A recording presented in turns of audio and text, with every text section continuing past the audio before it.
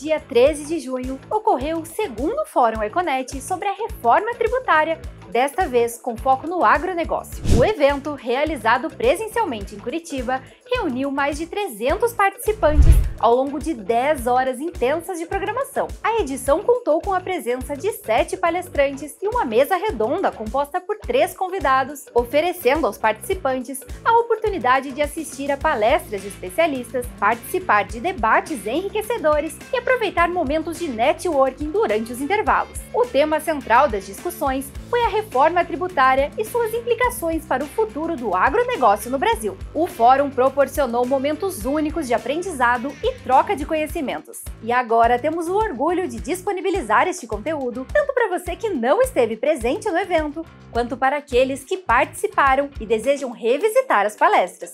No vídeo de hoje, o Dr. Gilberto Meira fala sobre o IBS no agronegócio. Profissional altamente experiente e qualificado na área jurídica, com uma carreira abrangente que inclui advocacia, consultoria e docência, o Dr. Gilberto é autor e colaborador de diversas obras, sendo reconhecido por sua profunda perícia em direito tributário e empresarial, contribuindo significativamente para o desenvolvimento e a disseminação de conhecimentos na área. Com vocês, Dr. Gilberto Meira.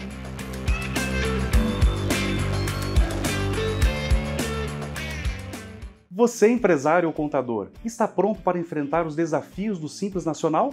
E como sua empresa vai se adaptar às mudanças trazidas pela reforma tributária? No dia 27 de setembro, às 13 horas, você tem um encontro marcado com os especialistas da Econet para discutir essas e outras questões importantes no nosso evento presencial e gratuito. Econet 360. Os desafios atuais e o futuro do Simples Nacional. Vamos apresentar soluções práticas para os principais obstáculos que as empresas e os contadores enfrentam no Simples Nacional e explorar como a reforma tributária vai impactar o seu negócio. Será uma chance única de se preparar, entender as mudanças e descobrir as melhores estratégias para crescer com segurança. Além do conteúdo rico, você terá acesso a um certificado de participação, um e-book exclusivo e coffee break.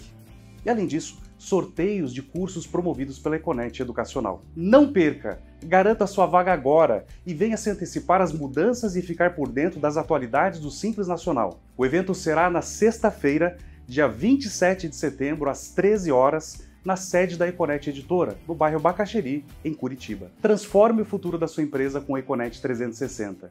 Te esperamos lá. Bom, meus queridos, uma boa tarde oficial a todos. E para mim, para variar, né, meu querido Juliano, deram uma tarefa inglória que é tentar mantê-los acordados. Então, se no meio do caminho eu pedir para vocês levantarem e fazer uma ginástica laboral, não espantem, porque é o caminho. Depois do almoço, fica jogo duro, não é isso? Bom, meus queridos, me pediram aqui, me disseram só 6 horas para falar, não foi isso? Mas tudo bem, eu vou tentar reduzir isso a 5 horas e 59 minutos para ver se a gente consegue terminar dentro do tempo. Feito isso, passando aqui efetivamente a nossa apresentação, me pediram para falar um pouquinho sobre o IBS no agronegócio. É óbvio que em algum momento nós iremos tratar de assuntos que ou já foram tratados por outros colegas ou serão tratados pelos que virão após a minha fala. Então fiquem entendidos no contexto daquilo que nós vamos dizer, que infelizmente não dá tempo de analisar todo esse maçudo bolodório, né, que é o PLP 68, que trata aí do contexto da Lei Geral do IBS e da CBS. E muito do que eu falo em relação ao IBS, naturalmente, vai ser aplicado à CBS. Né? Então vamos lá, vamos ver se para que lado... Isso. E a pretexto do tema que nós queremos dizer, até para contextualizar, para vocês entenderem um pouquinho o que nós temos, e é naturalmente uma brincadeira que eu faço com prolegômenos e propedêuticas, ou seja, é pura introdução, eu costumo chamar a atenção, né, para observar, e fica a pergunta, enfim, o que é o agronegócio? Quando falamos em agronegócio, nós vislumbramos uma farmácia veterinária, né, que lá na ponta vende os produtos veterinários, né, para os animais, para os bovinos, equinos, bufalinos e assim por diante. Ou então, dando sequência aqui, né, temos aí a produção de trigo, de soja, ou então o trabalho veterinário, o trabalho agrônomo, ou ainda, né, toda uma cadeia produtiva que nós temos, envolvendo desde o processo de produção dos insumos, fertilizantes, agrotóxicos, né, insumos agropecuários de uma forma geral, né, temos aí nesse contexto, que passam efetivamente para o processo de produção. São processados, uma vez distribuídos, e vão ao mercado consumidor, chegando inclusive lá no feirante, no dia a dia, no supermercado, na gôndola.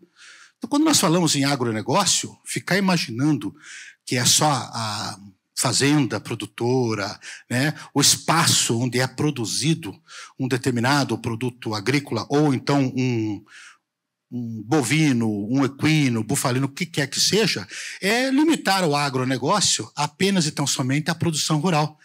A produção rural é, sim, muito pujante, é a razão de ser desse país, né? Eu sempre lembro, e aqui a minha homenagem ao setor, porque na época da pandemia, quem não parou foi o agro. E hoje eu vejo gente falando mal do agro, sem entender um pouquinho que se o Brasil ainda está de pé, e deve à agricultura.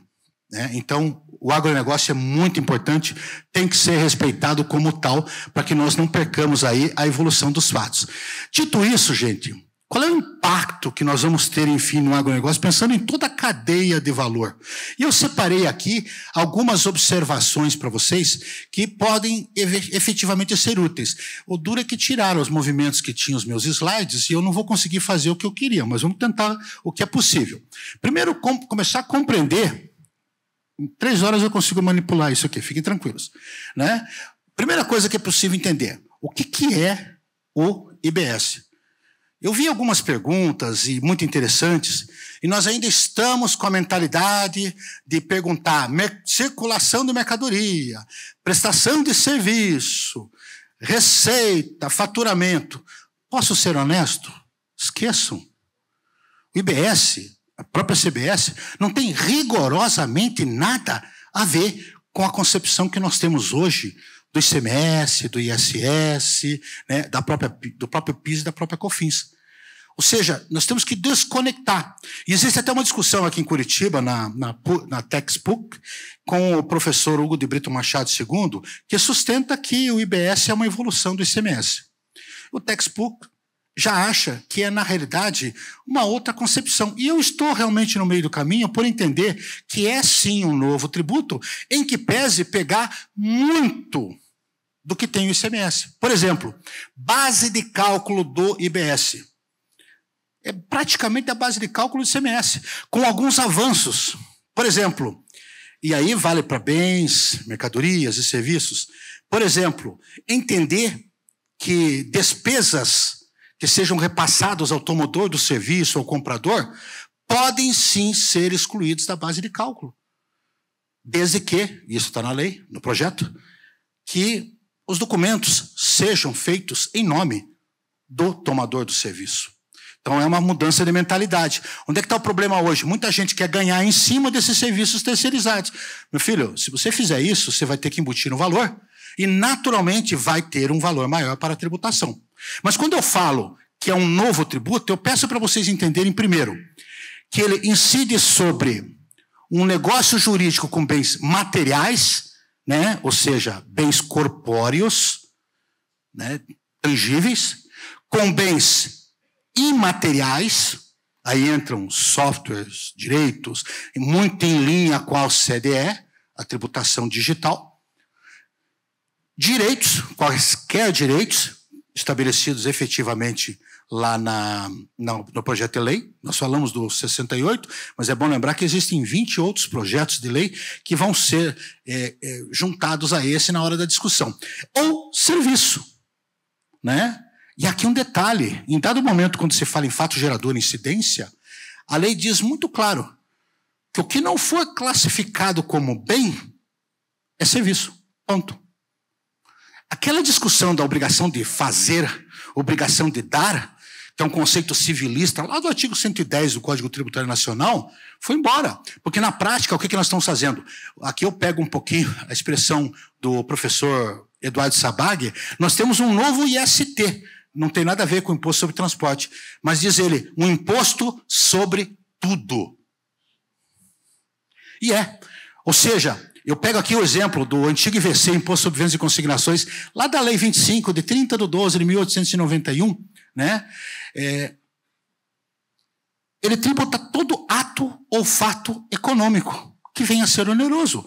Então, aqui nesse contexto, juntem o título oneroso, quer dizer, o título gratuito evidentemente não estará envolvido, e por alguém que desenvolva atividade econômica. Temos aqui a habitualidade. Com isso, nós temos marcado no contexto dessa intersecção desses três polos, o âmbito de incidência integral do que viria a ser o IBS e também a CBS. Então, o pedido que eu faço nesse primeiro instante, larga desse corpinho que não é teu.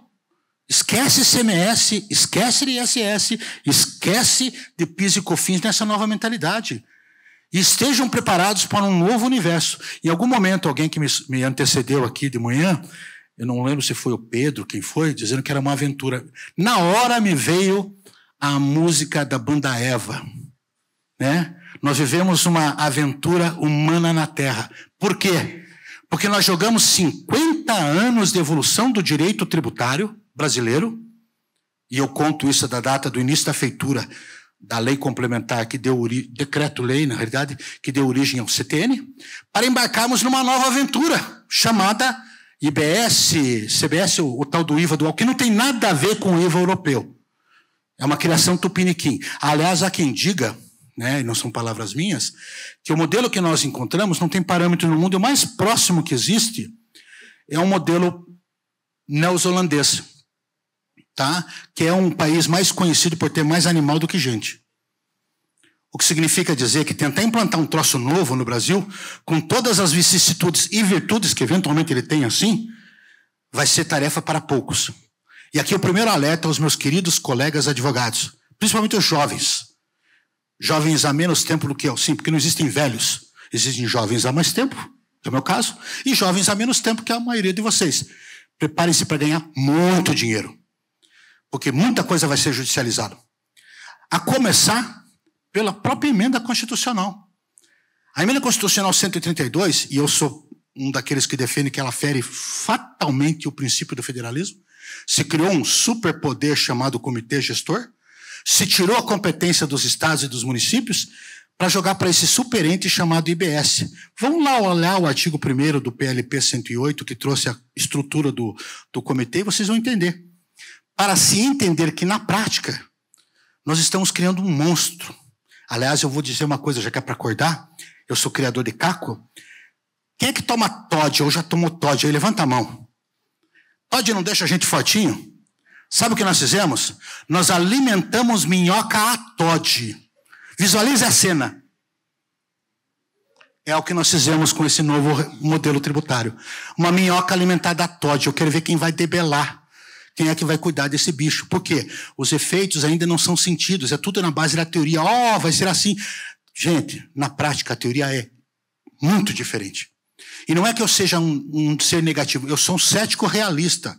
Vejo o lado positivo, porque eu estou tendo que me preparar, estou tendo que estudar, porque senão eu vou ser atropelado. E a dica que eu dou, porque nos próximos anos, 2 sistemas vão trabalhar simultaneamente e vocês vão ter que dar conta disso. Mas se o sistema vingar, muita gente, inclusive gente que está aqui, vai perder espaço de trabalho. Querem que eu repita ou querem que eu desenhe? Porque quem não estiver preparado para essa nova realidade vai cair. Vai perder o mercado. Gente, a evolução tecnológica faz isso, a disrupção tecnológica faz isso. Então, fica aqui o alerta que, na prática, nós pegamos um pouco do IVC e pegamos do ICT. E ST que o professor chama de imposto sobre tudo. Por quê? Nós abandonamos todas as discussões que nós tínhamos para embarcar numa nova aventura que vai ser judicializada. E quando eu falei a emenda, né, eu me refiro a um princípio constitucional, que é a cláusula pétrea. E aí eu cito um aprendizado da década de 50 do professor Otto Barhoff, que é lembrado por Joaquim Canutilho, que em Colônia, na Alemanha, sustentou a teoria, né, da norma constitucional e inconstitucional. Poder constituinte e derivado, leia-se emenda, não pode alterar a Constituição quando se trata de cláusula pétrea. E ao criarmos o IBS, estabelecendo que vai ser coordenado por um órgão que não é nem Estado nem município, eu manipulei a competência dos estados e municípios e feri, como diz Chicó, de morte morrida, não é isso? A pretexto do Alto da Compadecida, o sistema. Então, por aqui, e olha, o professor Roca Carrasa já tem defendido essa tese. Então, nós teremos discussões constitucionais da própria emenda. Teremos inconsistências, algumas eu já achei no próprio projeto de lei que espero que sejam corrigidas. Então, aqui fica a minha primeira discordância quanto à estrutura. No contexto de atividades que serão tributadas, nós temos alienação às vendas, e pega lá, inclusive, os imóveis, a troca ou a permuta, a locação. Veja, eu tinha lá um espaço na minha empresa que eu vou locar para receber um dinheirinho. Pode considerar que você vai ter que pagar IBS e CBS sobre isso. Ou seja, o que antes não era receita, passará a ser locação de máquinas e equipamentos. O setor agrícola, o setor do agronegócio usa muito desse segmento. Isso vai ser impactado. Aliás, alguém falou hoje de manhã, isso se chama repercussão, é típico do tributo indireto. Eu vou repassar. E quem não acredita que todo o tributo indireto e o IBS, a CBS e o imposto seletivo são indiretos, vai ser repassado. Ou vocês acreditam naquela moça que fala lá a história das blusinhas que só as empresas vão pagar? Vocês entenderam quem é aquela moça, né? Pode até ser bem intencionada, mas não entende nada de tributo. É claro que isso vai ser repassado para o segmento. Mas o setor do serviço é quem vai ser mais caro. Tá, pega uma cooperativa que tem assistência técnica, tem engenheiros, tem agrônomos, tem veterinários, né? E muitas vezes não são vinculados à cooperativa, são pagos. Quem é que vai repassar isso? Quem é que vai pagar? O setor. Então é um custo que tem que ser considerado. E, divergindo um pouquinho do professor Crepaldi, a quem eu parabenizo pela exposição, eu tenho lá minhas restrições quanto a entender que o impacto seja positivo. Ele poderá ser, talvez, a médio ou longo prazo. Todavia, nós não temos o hábito de cumprir compromisso nesse país. Quando criaram o PIS e a COFINS lá atrás, disseram que o crédito ia ser amplo, geral e restrito. Não foi. Quando criaram o crédito ICMS lá para o uso e consumo, também não foi. Quando criaram a CPMF, disseram que ia ser usado para a saúde, em pouco tempo desviaram, não foi. Gente, medida provisória 1227, restringindo créditos de PIS e COFINS. Hoje, quem me garante que daqui 20 anos vão garantir meus créditos? Vocês já pararam para analisar que daqui 9 anos nós vamos ter um terceiro governo, um terceiro congresso que não é esse que está aqui? Se isso não está colocando pânico e preocupação em vocês, deveria colocar. Porque, a rigor, nós estamos iniciando uma aventura humana na Terra. Aí a banda Eva que eu quis citar. De qualquer forma, gente, são os elementos do negócio que eu gostaria que vocês ficassem atentos. E aqui dá a ideia de que deve haver realmente a onerosidade nesse contexto. Outra coisa que nós pegamos, a base é ampla, né? Não como atividade vai ser considerada, tenho lá minhas dúvidas, fica condicionada à verificação de efetivo recolhimento. Gente, nós criamos um monstro. O setor do agronegócio, muitas vezes a indústria vende com 60, 90 dias. Vende para o atacado, que vende para o varejo, que vende à vista. Aí eu debito, mas não tenho crédito. Pararam para entender? Sim, porque o crédito passará a ser vinculado ao pagamento. Vocês estão preparados para o fluxo de caixa? E nós estamos falando em grandes negócios, mas pega os pequenos negócios, que são a grande maioria nesse Brasil. Pararam para analisar o efeito disso? Isso é um dos efeitos nefastos que nós temos que considerar. Ou seja, tudo isso aqui, gente, está sendo criado, né? Regras de hipótese de incidência, sujeito passivo, regime específico, diferenciado, o princípio do destino, né? Infelizmente, os meus slides eram de sobrepor justamente porque tinha uma razão. E aqui fica o meu convite a quem mexeu, me avisar antes que ia mexer, porque tirou parte das telas. Mas o que importa aqui que eu quero dizer, gente? Fundamental entender. Tá? Quando nós falamos em legislação única, num primeiro instante, a legislação do IBS e da CBS será a mesma coisa. Aprendeu um, aprendeu outro. Todavia, eu costumo dizer que IBS e CBS são irmãos chifópagos. Aqueles irmãos siameses que nasceram com um tronco comum. E se você acha que é a mesma coisa, eu gostaria de lembrá-los que esses dois irmãos, depois que foram morar nos Estados Unidos e conseguiram a independência e foram viver e explorar a própria aparência no mundo americano, ficaram milionários, se casaram com mulheres diferentes. E detalhe, tiveram 21 filhos, cada um com a sua respectiva esposa. Não me pergunte como é que eles faziam à noite. Eu não sei. Mas é a prova que mesmo tendo uma estrutura única, eles eram diferentes. Por que eu estou falando isso? Tudo que nós estamos falando aqui vale para a CBS? Vale. Mas vai chegar uma hora que um ponto de contato vai mudar. Porque a CBS será administrada pela Receita Federal. E o IBS pelo Comitê Gestor. E esse Comitê Gestor, gente, me assusta muito. Lembra que eu falei que nós criamos uma minhoca a Todd? Olha só, fica instituído o Comitê Gestor dotado de independência técnica, administrativa, orçamentária e financeira, relativamente à competência compartilhada para administrar o IBS. Leia-se, eu, comitê, sou o dono do IBS. Olha aqui, ó. Definirá diretrizes, coordenará a atuação de forma integrada da administração tributária para o Procuradoria dos Estados, do Distrito Federal e Município, para observar as respectivas competências.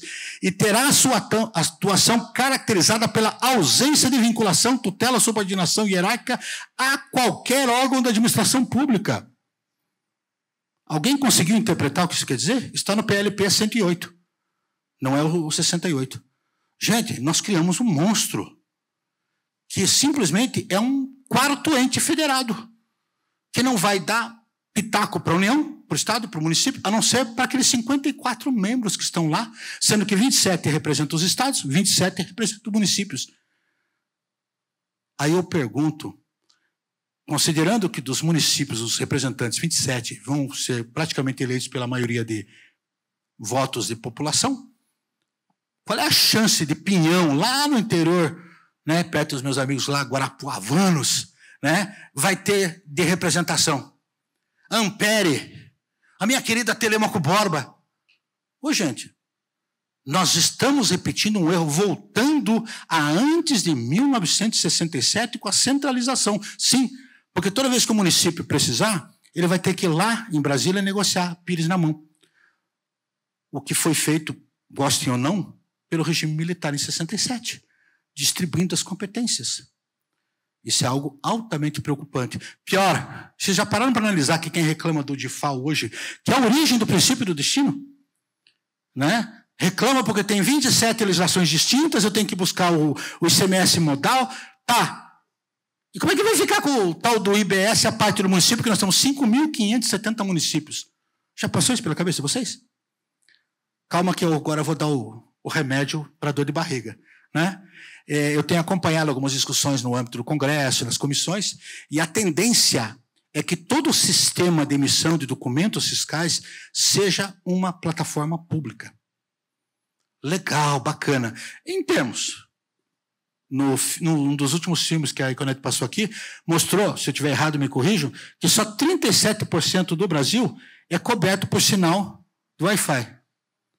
Ou o governo atual faz as pazes com o cara lá da Starlink, né? Como é o nome dele? O Elon Musk, ou então o Elon Musk, né? Ou nós não temos como aplicar isso. Gente, 37%, como é que eu vou usar um sistema? Outra coisa, as empresas que exploram softwares provavelmente vão ter que repensar seus negócios. E vai ter que ser ótimo, se vai estar tudo armazenado no sistema. Mas como é que o produtor, lá no interior do Tocantins, vai fazer para emitir o documento?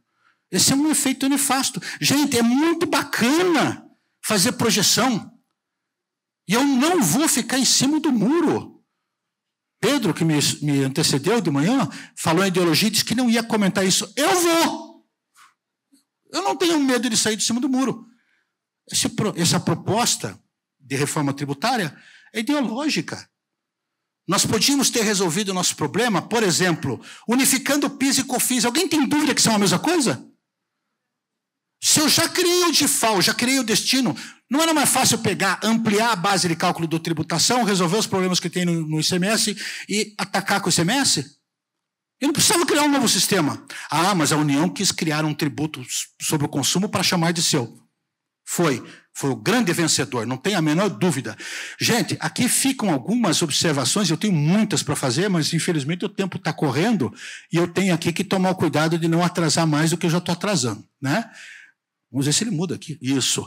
Aqui eu fiz uma seleção, só para vocês terem ideia, que nós estamos falando muito do PLP 68, e eu falei do 68. Mas vocês já pararam para analisar que nós temos 21 outros PLPs? Esse material vai ser encaminhado e eu coloquei o link em cada um dos PLPs. E é óbvio que isso vai ser objeto de negociação agora no Congresso Nacional. Falaram em TCMD hoje de manhã, deixa eu botar um pouquinho mais de pressão. Pesquisem o PLP 67 de 2021, que é do deputado aqui do Paraná, né, lá de Maringá, família famosa, a esposa dele foi Ricardo Barros, obrigado. Gente, eu tive Covid, de vez em quando o Tico e o Teco não conversam, então eu preciso de ajuda dos universitários. Né? Ele apresentou um projeto que é extremamente compatível com o que está aí. Eu tenho razões de sobra para crer que ele vai trabalhar. Acabando com coisas do tipo holding familiar, para fugir do TCMD. Tudo isso tem de acabar.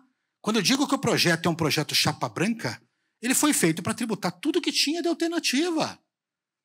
Pior, pesquise depois PRS, Projeto de Resolução Senatorial número 57. O PLP é 67 de 2021. O PRS, está no Senado Federal, do senador Cid Gomes, prevê a alíquota máxima do ITCMD de 16%. E a fundamentação dele é que os países mais ricos tributam o patrimônio e a renda. Legal, só que eles são ricos, a gente não é. De qualquer forma, tudo isso vai entrar num balaio de negociação só e teremos esse aviso. Uma coisa é certa, principalmente ao pessoal do setor cooperativista, o setor agrário, se tiver que fazer sucessão familiar, o ano é esse. Porque a partir de agora tudo poderá ser mais caro. Então, esse é um alerta que nós fazemos. E aqui, gente, eu chamo a atenção, revisão de contratos. Os contratos agrários, parceria e outros tantos que nós temos, né, de longa duração, todos os novos contratos, vocês devem... Tudo bem que vai ter um projeto tratando de revisão, mas os novos contratos já tomem o cuidado de colocar lá a necessária readequação, criando você as regras rigorosamente dentro da lei, porque o contrato faz lei entre as partes. Não espere que a lei venha definir, porque ao definir ela não agrada a todo mundo. Então você já se antecipe. Os serviços financeiros aqui, nós temos as cooperativas de banco, que também estão vinculadas aí, bancárias, né? Que estão vinculadas a esse contexto. Regimes específicos de imóveis, nós falamos em imóvel. Ô, gente, tem muita gente que tem imóvel cedido a funcionário rural, né? Que tem atividade em implantação, e a ideia de fazer o registro para evitar que ele vire salário, né? Aqui talvez fique importante, mas de qualquer maneira, se você quiser cobrar um valor para que não configure salário, lembre-se, vai ter IBS. E pior, falar em IBS, mas ninguém falou que não vai ter, no caso das vendas, o ITBI. Sim, a reforma tributária assumiu de vez que nós vamos ter N casos de bitributação e bis in idem. E ainda tem gente acreditando que o projeto foi feito para reduzir a carga tributária. Então, deixa eu contar um segredo, aqui ninguém nos ouça. Primeiro, quem quer acreditar nisso, pela ordem, volte a acreditar em Papai Noel. Ele aceita pedidos e você tem que mandar cartinha e provar que é bonzinho, tá? Segundo, história da carochinha. E coelhinho da Páscoa, que, aliás, faz o ovinho da cor que você quiser, se você for bonzinho, souber pedir. Gente, toda vez que se fala em reforma tributária é para resolver o problema do Estado brasileiro. E nós, infelizmente, estamos cometendo um pecado de primeiro nos preocupar com as receitas e não com as despesas.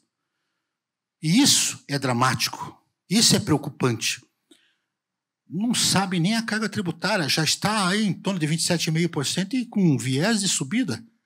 Somem a isso os demais casos de tributação e nós vamos chegar fácil aos valores aí atinentes aos países mais avançados do mundo, né? Gente, eu tirei alguns excertos da lei, do projeto, para chamar atenção, até porque o meu tempo tá correndo, e alguns que merecem atenção. Primeiro, o artigo 4º, que fala da incidência do IBS e da CBS, operações onerosas com bens ou serviços. Aqui é importante observar, gente, que existe, inclusive, lá no artigo 6º e 7º, um dispositivo que é a cara da Lei Complementar 104 de 2001, que é a Lei Anti-Elisão. Qualquer coisa que esteja abaixo de valor de mercado será considerado oneroso para efeitos de tributação. Sabe aqueles negócios de pai para filho? De imóvel, de sucessão, coisa parecida? Vai ter um arbitramento sempre partindo por valor de mercado. Aliás, os imóveis vão ter um Cadastro Nacional de Imóveis, o CBI. Ou seja, há um controle absoluto sobre isso. Então, a operação onerosa, gente, é tudo aquilo que envolva realmente valores. A própria troca né, vai ser considerada onerosa para esses efeitos, como já deveria ser. Operações não onerosas com bens ou serviços expressamente previstos, é isso que eu falei. Compreendem aqui tudo aquilo que eu falei, e para fins de incidência, gente, aquilo que configurar uma simulação ou fraude ou coisa do gênero será considerado oneroso. Está na lei. Então, aquelas coisas de fazer um valor abaixo do mercado, subfaturamento, isso tudo vai para o vinagre. Nós temos que levar isso em consideração. Detalhe, são irrelevantes para a caracterização das operações que trata o caput, título jurídico pelo qual você encontra na posse do respectivo titular. Gente, não interessa o nome que você dê. Teve troca, teve onerosidade, mesmo que implícita, será tributado. A espécie, tipo, a validade, efeitos, a obtenção do lucro, ou seja, lucro é um detalhe. Não se chama imposto sobre o lucro. Teve valor? Pimba. Quer dizer, nós poderemos ter situação em que nós realmente teremos que pagar sem termos ganho. Cumprimento de exigências legais, regulamentares e administrativas. Isso aqui muita gente questiona. Eu sempre conto para os meus alunos que caso de jogo do bicho, quando a polícia pega e prende todo mundo, vai todo mundo para a cadeia. E depois a Receita Federal cobra o imposto de renda, a Previdência, né? A Prefeitura cobra o ISS, mas como é ilegal? Uma coisa é uma coisa, outra coisa é outra coisa. Eles praticaram atos tributáveis. E a lógica cartesiana aqui é simples. A tributação existe para não motivar aqueles que cometem a ilegalidade a achar que eles não são tributados. Senão, daqui a pouco, eu vou achar que o crime compensa. Tem muita gente hoje no Brasil que acha que, infelizmente, o crime compensa, né? Qualquer comentário complementar aqui é desnecessário. Bom, o que interessa dizer, gente? Ainda pegando, o IBS também incide sobre as seguintes operações. Olha aquilo que eu falei, ó. Fornecimento não oneroso ou a valor inferior do mercado de bens e serviços para uso e consumo pessoal. Se aplica o fornecimento não oneroso, valor do mercado pessoal, entre cônjuges, companheiros, parentes, consanguíneos, afins, terceiro grau das pessoas, de pessoas físicas. Ou seja, sabe aquele setor de atendimento ao cooperado que as cooperativas têm para trabalhar a sucessão? Começa a pensar nisso aqui. Né? Aquela coisa de fazer o compasco, ou então o contrato de parceria entre pai e filho, tudo tem que ser adequadamente tratado porque vai ser oneroso, sim. Né? Alguns excetos ainda. Nas operações em que haja fornecimento simultâneo de bens e serviços, eles definiram que só será considerado aqui, tá? Para fins do caput, o conceito aqui de descontos ou coisas parecidas, algo que não ultrapasse 10% do valor principal. Ou seja, você vai ter um limite para conceder desconto. O que isso quer dizer? Se você me fornecer um desconto de 40%, pode esquecer, ele vai te tributar no mínimo 30%. Isso é um custo que você vai ter que pensar. Então, ele está determinando situações que até então não eram determinadas. No artigo 10, considera-se ocorrido o fato gerador. Isso é complicado. Prestem bem atenção. Fornecimento ou do pagamento que ocorrer primeiro. O pessoal que trabalha com venda para entrega futura, que paga o ICMS na operação subsequente, pode esquecer. É um planejamento que foi para o vinagre. Porque se eu receber antes, já ocorreu o fato. Se eu entreguei antes, na consignação, ocorreu o fato. Ah, mas no setor do agronegócio compras a fixar. É o inverso da venda para entrega futura. Fixou preço, pagou o valor, um abraço para o gaiteiro. Ah, mas se depois a safra... Bom, é questão de seguro e aí vocês vão ter contrato para definir. Mas esse é um fato que prova por A mais B que a todo custo se quer arrecadar. Não é? Ainda, em que se torna devido o pagamento nas operações. Olha aqui, ó, água tratada, saneamento, gás encanado, serviço de comunicação, energia elétrica. Água tratada, gente. Bem valioso. Nós já temos o custo das empresas distribuidoras, ou seja, nós teremos tributação sobre a água tratada. Quem tem processo fabril, né, quem usa água, vai ter que considerar isso no seu custo operacional. Não é isso? De qualquer forma, execução continuada ou fracionada não seja possível identificar o momento da entrega. Aí eles vão determinar o momento, ou o fornecimento ou o pagamento, o que vier primeiro. E aqui eu chamo a atenção de algumas preocupações que, para o agronegócio, são fundamentais. Primeiro, a venda para entrega futura ou, invertendo, as compras a fixar. Para quem não está habituado com compra a fixar, as cooperativas, o sistema integrado, trabalham com compras já específicas e entrega-se posteriormente. É uma venda para entrega futura invertida, né? Sob a ótica do comprador, que é a cooperativa ou o sistema integrado, que vai cair naquela lógica que eu falei, o que vier antes. E isso tem que ser pensado. Operação triangular.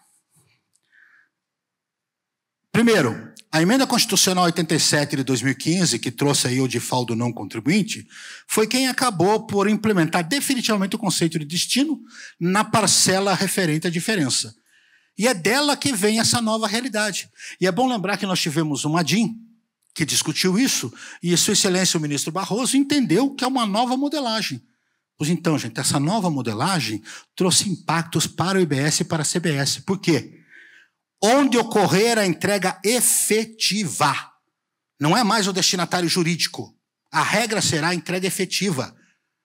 Imagina você que eu entrego os insumos para 510 produtores. 510 é um número que os meus amigos sabem que eu uso direto, né? Eu terei 510 locais distintos de incidência. Ah, e como é que vai ser feito o pagamento? Sim, se falou do split payment, né? Já está se discutindo. E para quem quiser saber um pouquinho mais, procure lá no Google depois, método Miguel Aburrabi, com H. O Miguel Aburrabi, ele foi CEO da DataSul, ajudou a implementar o projeto SPED, né? E propõe o uso do sistema, dizendo que o próprio projeto SPED tem estrutura para isso. Aliás, eu vi um encontro recente na internet esses dias, que ocorreu a semana passada, quero crer, da representante do INCAT, né? E também da Receita Federal, e eles disseram que a estrutura do SPED, da nota fiscal eletrônica, vai ser mantida. O que eles vão fazer é adicionar novos contribuintes e atualizar para essa nova realidade.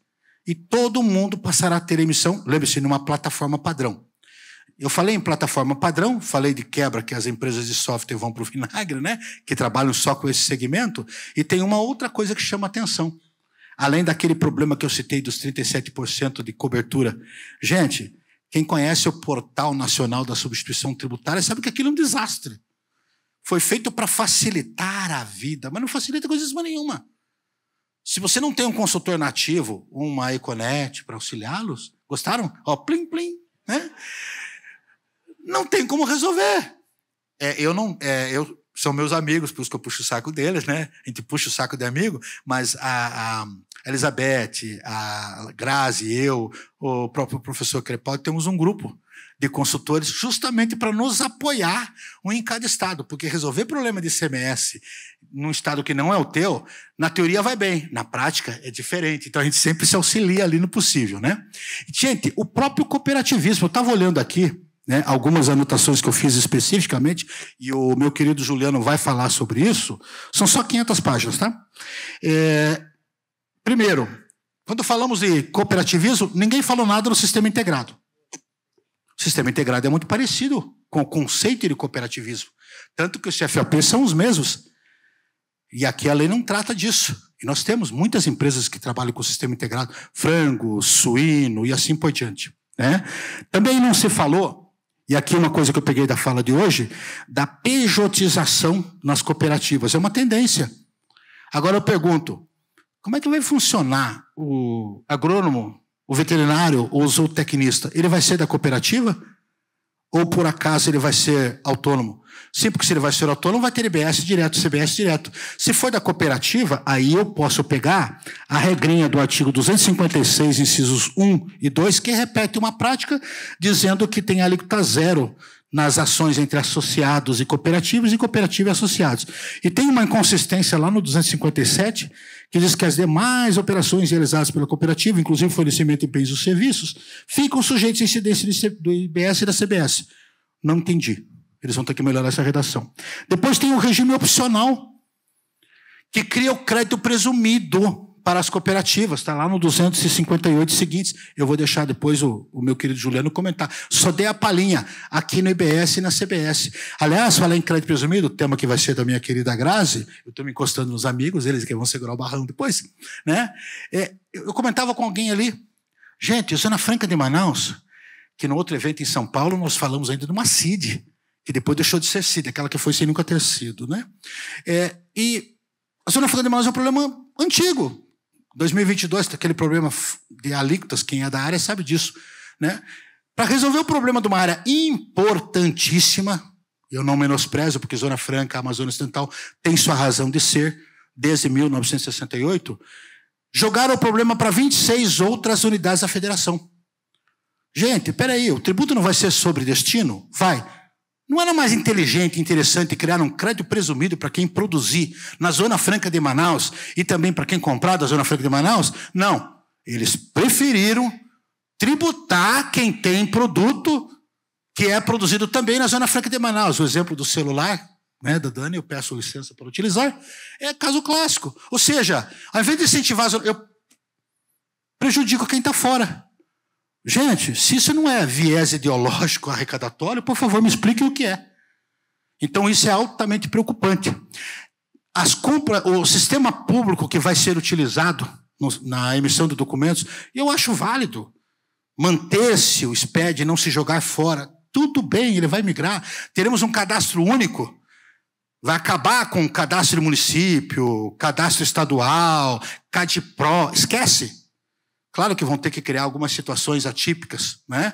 Mas será o CNPJ. Aliás, esse é um projeto que tem mais de 20 anos, que era a unificação de cadastros. É algo positivo? É. O sistema público é um viés estatizante, nós vamos ficar na mão do Estado. E o sistema, gente, quem trabalha com DCTF Web, quem trabalha com imposto de renda pré-declarado, você vai pegar todas as informações pré-preenchidas e vai completar com o que está faltando. Isso é um lado positivo, porque vai diminuir o volume de erros. Todavia, as informações já vão vir blindadas, prontas para você usar. O tal do split payment, gente, que nada mais é que a cobrança dividida, o Miguel Abu-Rab, ele copiou do income tax americano, onde você vai, compra, adiciona o tributo, e dali, da loja, ele já vai direto para o caixa do Estado ou do município, que é o que vai acontecer. E apenas uma das 5 formas, né, de divisão que vai haver para efeitos de crédito. Tem compensação, a substituição tributária, que a Dani falou, eu também concordo, viu, Dani? Não será a substituição que nós temos, vou ter que reescrever meu livro, né? Vai ser provavelmente a substituição ou antecedente ou a concomitante. A subsequente provavelmente não seja. Porém, todavia, é bom lembrar que hoje no DIFAL nós temos antecipações. Então não dá para descartar totalmente, mas eu também acredito que não deva ser o modelo usado. Mas, e eu às vezes vejo gente, não, tem que acabar com a substituição tributária. Gente, para cuspir. A substituição tributária é um instrumento que existe no mundo inteiro, desde o século XVIII na Grã-Bretanha. Imposto de renda é substituição tributária. Previdência social, quando retém, é substituição tributária. Diferimento, em alguns casos, é substituição tributária. Então não viaja na maionese. Ele vai, e é válido. O grande problema da substituição tributária no Brasil é que houve um desvirtuamento dela, que tinha também um viés arrecadatório, que é o que nós estamos falando agora. Então, essa questão aqui do destino é algo que me preocupa. As compras a prazo e vendas à vista vai ter que se resolver. Tem que ter fluxo de caixa para garantir isso, né? Outra coisa, gente, o princípio do destino ele foi tirado aqui da Emenda Constitucional 87 de 2015 e hoje vale o destinatário efetivo. A Emenda Constitucional 87, que criou o DIFAL, foi questionado pelo ICMS ser devido no destino e não no destinatário jurídico por conta desta DIN, a DIN 7158, né? E hoje vai ser regra. Outra coisa importante, quem é contribuinte do IBS? O operador que realizar operações no desenvolvimento de qualquer atividade econômica, de modo habitual ou em volume que caracterize a atividade econômica. Sabe agricultura de subsistência? E aí? Ninguém falou nada. Ah, vai ter alíquota zero. Como é que isso vai funcionar? É algo a se pensar. Modo habitual em volume que caracteriza, tá? Forma profissional e aquele previsto expressamente em outra hipótese nessa lei complementar. O contribuinte é obrigado a se inscrever nos cadastros relativos ao IBS e CBS. O próprio MEI vai ter que ter CNPJ. Acabou aquela folia de dizer que MEI tem que ter inscrição, não tem, porque isso é uma festa, né? Cada estado tem uma forma de entender. Aí você vai lá no cadastro do CNPJ e vê que ele é uma MEI. Todavia, você vai lá na nota fiscal, o cara aparece como microempresa e ele não destaca, ele difere o imposto, quando em alguns casos não se aplica para o MEI. Ou seja, vão se resolver alguns problemas cadastrais, não tem dúvida nenhuma. Outra coisa importante, gente, o contribuinte vai ser obrigado a se inscrever no regime regular, inclusive o fornecedor residente ou domiciliado no exterior. Quem importa vai ter que alertar o seu fornecedor que ele terá que se cadastrar aqui, como é feito em boa parte do mundo. E o agronegócio vive muito disso. Isso é uma realidade. O seu exportador terá que ter um cadastro. O fisco quer identificar. Gente, nós estamos, a partir do contexto da OCDE, nós estamos universalizando, globalizando a fiscalização. E olha, o que também vale pelas plataformas digitais que são domiciliadas no exterior, sendo responsáveis referente às operações, mesmo que sejam feitas por seu intermédio. E aqui o comentário na agricultura de subsistência que eu falei para vocês, que teoricamente também vai ser onerada, né? Mais à frente, nós teremos aqui algumas consequências. Eu separei só o setor do agronegócio, uma redução de produtos agropecuários, aquícola, pesqueiro, florestal, extrativista, e insumos agropecuários, aquícolas, alimentos destinados ao consumo humano. E a redução de 30% para agrônomos, engenheiros, técnicos industriais e agrícolas. E o veterinário, cadê? Nas cooperativas. Porque tem muita assistência técnica de cooperativismo e de sistema integrado. Não se pensou. E o Brasil é um país agroindustrial, né? Ou o Congresso revê isso ou não. Isenção de produtos hortícolas, frutos, ovos, agropecuários, produtos agropecuários e produtores rurais físicos e jurídicos com receita de até 3.600.000. Um produtor rural do simples, por assim dizer. Né? O que, gente, vai ser muito difícil, porque o cara vai querer esconder receita, mas não vai ter mais como esconder. Porque todas as informações serão cruzadas. Em algum momento ele declara as informações nos documentos da Previdência, da área trabalhista, ele acaba se dedurando. E, gente, desde o projeto SPED, existe uma confluência de dados que acabam levando à conclusão de que ele está fornecendo alguma informação falsa em algum momento. E isso tem que ser aberto. O que é que nós temos que observar aqui, gente? Não quer dizer que não hajam outros espaços, mas eles têm que ser discutidos. Eu também participo, além da Comissão de Direito Tributário da OAB, da Comissão de Direito Cooperativo da OAB. E nós tivemos um debate há cerca de 2 ou 3 semanas com o pessoal da Confederação Brasileira, né, a OCB, e nós levantamos alguns pontos, entre eles, que tem que começar a se pensar também no setor integrado, mas principalmente, eu falei com alguns colegas agora de manhã, no conceito de ato cooperativo que ainda se continua empurrando com a barriga. Por exemplo, eu defendo há muito tempo que nós temos que privilegiar, ou com alíquota zero, ou com redução de alíquota, as fundações de pesquisas vinculadas às cooperativas. Porque essas fundações produzem tecnologia, e a única forma de produzir tecnologia é incentivando, e não foi pensado. Anotaram, se vão levar a outra coisa, vamos aguardar.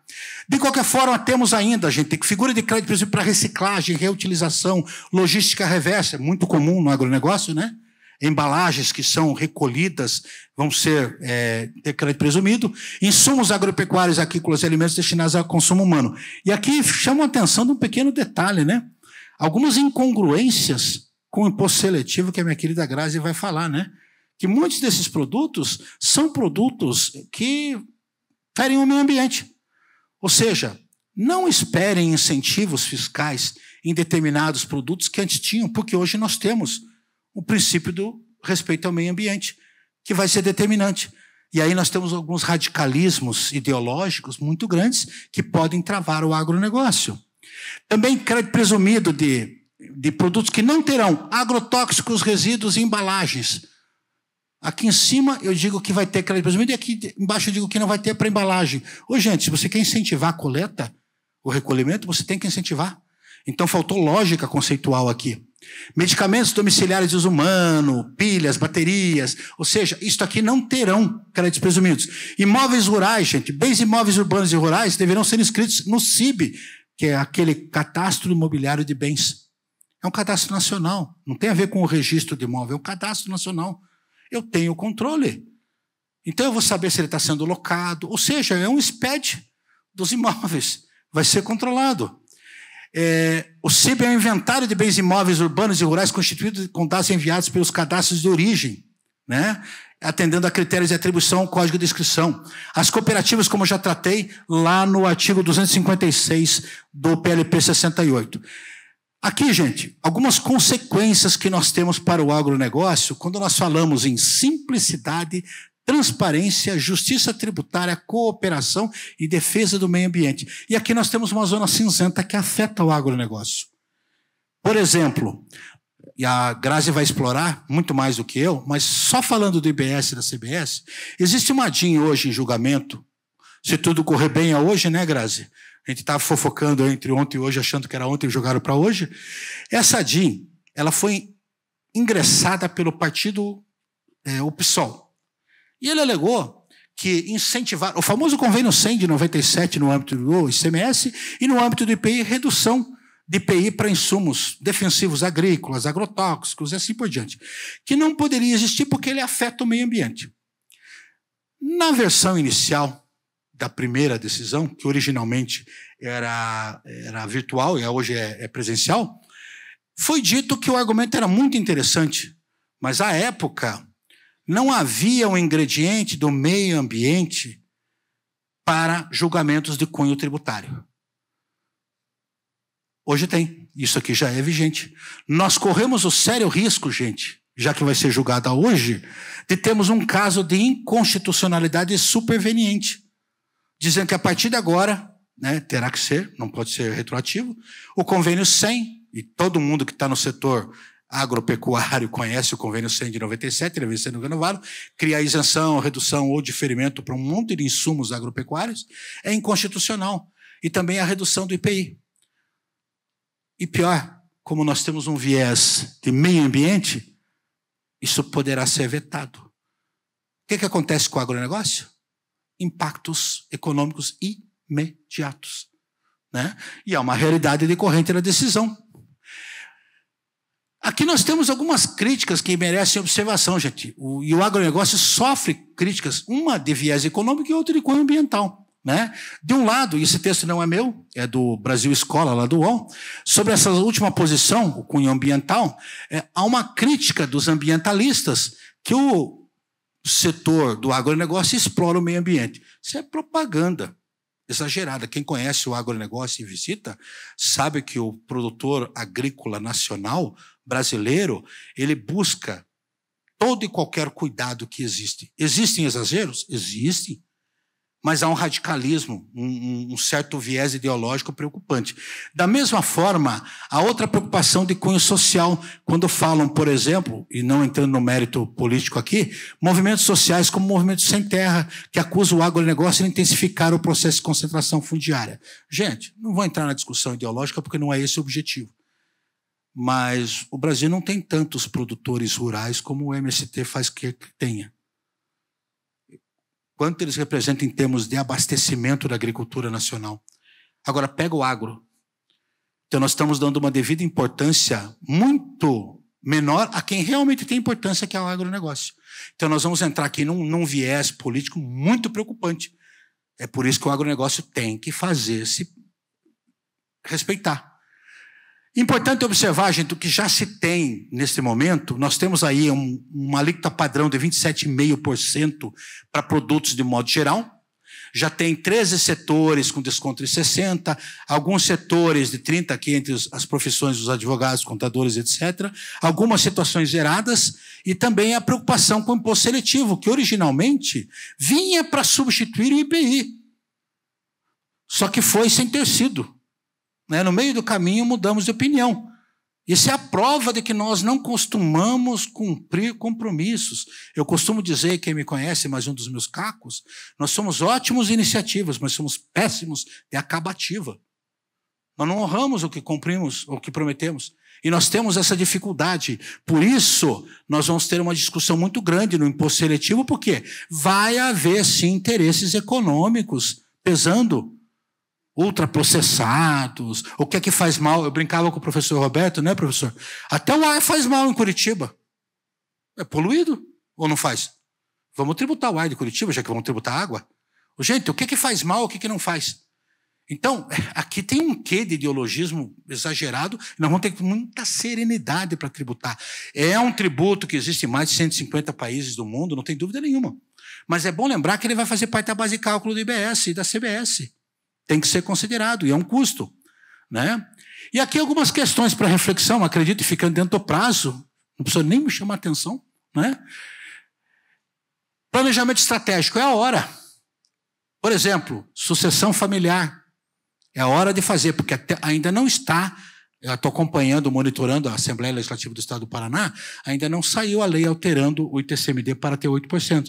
Mas vai sair até o final do ano. Pior, querem regulamentar isso até o final do ano. E, gente, me preocupa, porque daqui a algumas semanas começa a campanha política. Vai até outubro. Terminou a eleição em outubro, onde não tiver segundo turno, os caras vão pegar de outubro a dezembro e aprovar tudo a toque de caixa. E aí nós vamos repetir o assodamento que nós temos hoje na discussão tributária. Sim, porque se alguém acredita que faz 40 anos que nós discutimos a reforma tributária, eu faço convite à serenidade. Faz 40 anos que se fala. Mas começou a se discutir a partir da PEC 45 e da 110, né? E principalmente no ano passado, em julho, quando levaram as famosas emendas do orçamento, e em menos de uma semana aprovaram tudo, em 2 turnos. Ou seja, quando o governo quer, ele faz. E aí fica evidente que há realmente uma preocupação. Então, planejamento estratégico, uma análise profunda sobre custos. É claro que nós estamos aí diante de muita coisa que deve mudar, e eu sei que alguns de vocês poderão me perguntar, como é que eu vou fazer um planejamento se isso pode mudar? Então, por que eu vou me preocupar com isso agora? Gente, eu tenho colegas que dizem que eu só analiso a lei pronta. Eu, particularmente, penso de forma diversa.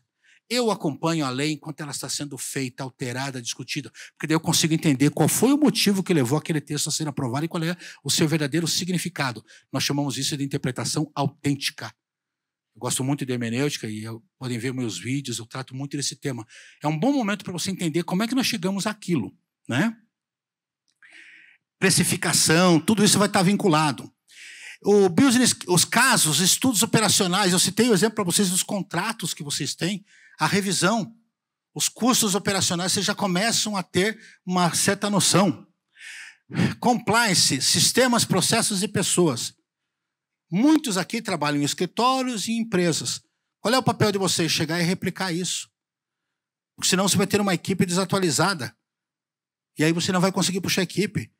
Então, sistemas, processos e pessoas, principalmente o compliance, tá? É o que se espera, nivelamento de conhecimento, um momento crucial para fazer isso. Benefícios fiscais regionais. Gente, a partir de 2029, começa a haver redução no ICMS para a introdução do IBS e, por força da Lei Complementar 160 de 2017, o convênio, os benefícios começam a recrudescer. Resumo da ópera. Quem está pensando em investir tem que antecipar para agora. Porque eu tenho de 2024 até 2029 para conseguir algum privilégio eventual. Eu não posso esperar, porque não sei como vai ser. Uma questão que foi falada hoje de manhã. Como é que vão ficar os incentivos? Eu já conversei com um membro do Estado, que é amigo nosso, e que trabalhou diretamente com o Paraná Competitivo, e ele adiantou uma coisa que já foi dita de manhã, que nós vamos ter êxito por conta da nossa infraestrutura logística, que é relativamente boa, perto de outros estados, mas principalmente eles já estão estudando incentivos de ordem financeira. Né? Financiamento mesmo, estatal, para trazer emprego. Está dentro do contexto do fomento, gente. Isso é papel do Estado, não tem nada de errado com isso. Né? Em tese, nós vamos ter poucas oportunidades de manobra, gente. E isso, nós temos que trabalhar com esse novo ambiente que está vindo por aí. Né? De qualquer forma, algumas expectativas que nós chamamos, muitos pontos dependem de regulamentação, não só desta lei que eu estou falando, que é o PLP 68, do 108 e dos outros 20 que existem, e que vão ser aglutinados em algum momento.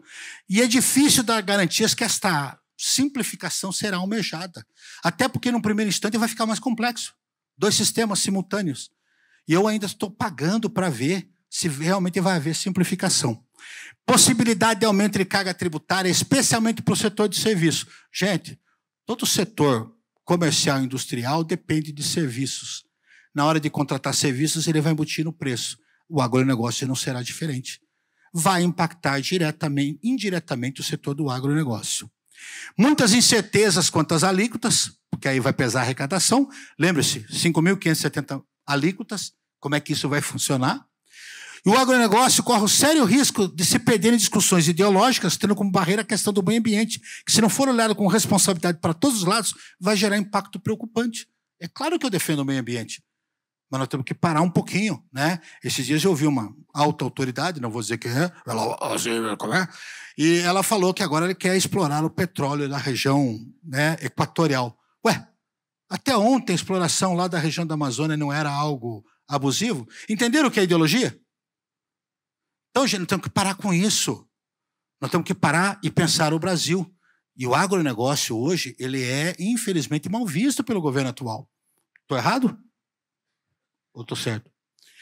Não sou contra a reforma tributária, gente. Ela precisava ser feita. Nós chegamos a um estágio, né, de empobrecimento. 30 anos passados, jorrou dinheiro para os estados, que era energia elétrica, comunicação e combustível.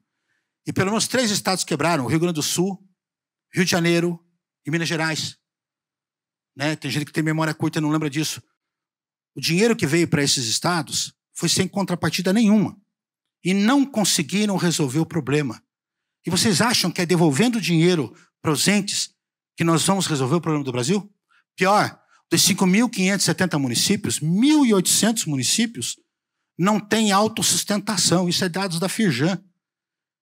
E por trás desses municípios existe uma estrutura de prefeitura, vice-prefeitura, secretaria, funcionário, custo operacional que vive de fundo de participação.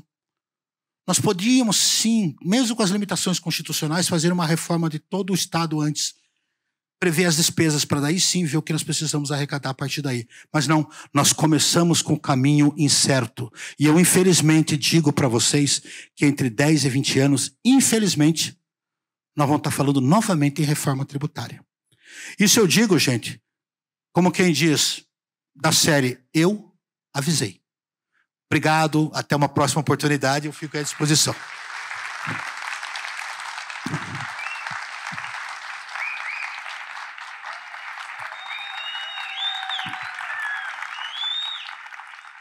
Você, empresário ou contador, está pronto para enfrentar os desafios do Simples Nacional? E como sua empresa vai se adaptar às mudanças trazidas pela reforma tributária? No dia 27 de setembro, às 13 horas, você tem um encontro marcado com os especialistas da Econet para discutir essas e outras questões importantes no nosso evento presencial e gratuito. Econet 360. Os desafios atuais e o futuro do Simples Nacional. Vamos apresentar soluções práticas para os principais obstáculos que as empresas e os contadores enfrentam no Simples Nacional e explorar como a reforma tributária vai impactar o seu negócio. Será uma chance única de se preparar, entender as mudanças e descobrir as melhores estratégias para crescer com segurança. Além do conteúdo rico, você terá acesso a um certificado de participação, um e-book exclusivo e coffee break. E além disso, sorteios de cursos promovidos pela Econet Educacional. Não perca! Garanta sua vaga agora e venha se antecipar às mudanças e ficar por dentro das atualidades do Simples Nacional. O evento será na sexta-feira, dia 27 de setembro, às 13 horas, na sede da Econet Editora, no bairro Bacaxeri, em Curitiba. Transforme o futuro da sua empresa com o Econet 360. Te esperamos lá.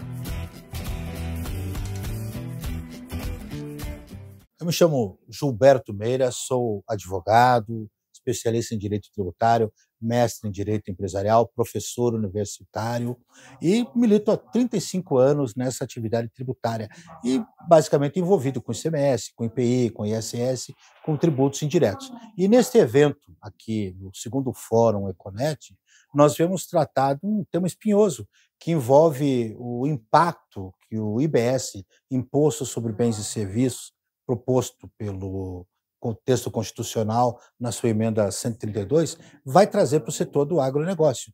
Impactos imediatos e que, naturalmente, vão forçar aqueles que militam no segmento um pouquinho de preocupação. Espero que você tenha aproveitado este conteúdo que preparamos especialmente para você. Diz pra gente aqui nos comentários o que achou desse conteúdo e o que está achando da reforma tributária até agora. Aproveito para te convidar a se inscrever no canal e ativar as notificações para você ser avisado quando publicarmos os outros vídeos do fórum, além dos vídeos que publicamos por aqui todos os dias.